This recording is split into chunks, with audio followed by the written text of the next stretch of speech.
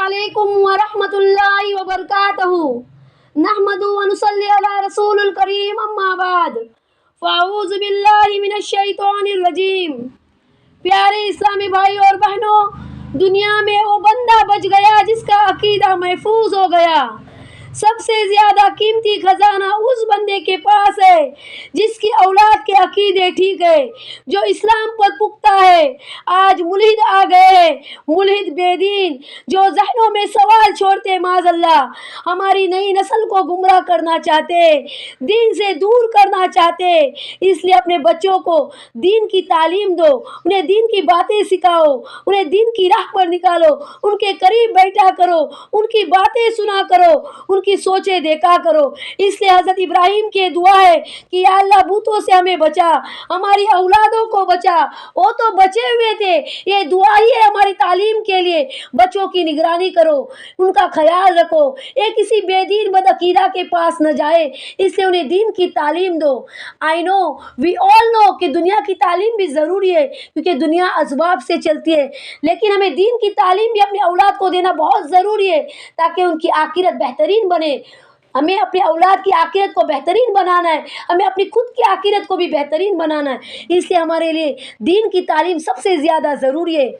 دنیا کی تعلیم بھی ضروری ہے کیونکہ دنیا اسباب سے چلتی ہے۔ آئی نو، وی آل نو۔ ان کی زبانوں پہ جب بھی نام آئے یا خدا کا ذکر کرے یا مدینے والے پہ درود سلام پڑھے۔ اس لیے میں اپنے اولاد کو دین کی تعلیم دینا بہت ضروری ہے تاکہ ان کی زبان سے جب بھی ذکر آئے، جب بھی نام آئے، خدا کا ذکر کرے۔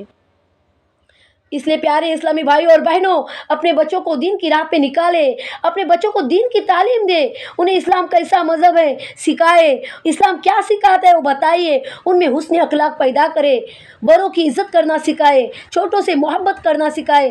یہ سب کچھ سکھانا ایک والدہ کی ذمہ داری ہوتی ہے کیونکہ والد روزی روٹی کے واسطے دور رہتے ہیں۔ جو والد ساتھ میں رہتے ہیں تو ان کی بھی ذمہ داری بنتی ہے، لیکن جو والد دور رہتے تو یہ ذمہ داری ایک والدہ کی ہوتی ہے۔ اور اپنے بچوں کی سب سے پہلی استاد ایک ماں ہوتی ہے، ایک والدہ ہوتی ہے۔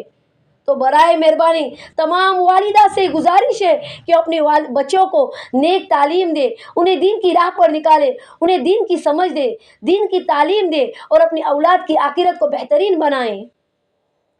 تمام والدہ سے ریکویسٹ ہے کہ اپنی اولاد کو دین کی راہ پر نکالے، انہیں دین کی تعلیم دے۔ دنیا کی تعلیم بھی ضروری ہے کیونکہ دنیا اسباب سے چلتی ہے، لیکن دین کی تعلیم بہت ضروری ہے کیونکہ اس سے ہماری اور اپنی اولاد کی آخرت بہترین ہوتی ہے۔ تو اپنی اولاد کی آخرت کو بہترین بنائیں اور اپنی خود کی بھی آخرت کو بہترین بنائیں، اور اپنی اولاد کو جب بالغ ہو جائے اپنے اولاد تو ان پہ نماز کی تنبیہ کرے، ان کو نماز کے لیے تنبیہ کرے۔ لاڈ پیار میں اپنے بچوں کو نہ بگاڑے، ان کی آخرت کو نہ بگاڑے، ان کی آخرت کو سنوارے، انہیں دین کی تعلیم دے، انہیں دین کی راہ پر نکالے، صحیح غلط میں فرق سمجھائے، اللہ پر بھروسہ کرنا سکھائے، خاتمہ ایمان پر رکھنا سکھائے، انہیں توکل اللہ پہ رکھنا سکھائے، اپنی اولاد کو نیک تربیت دے۔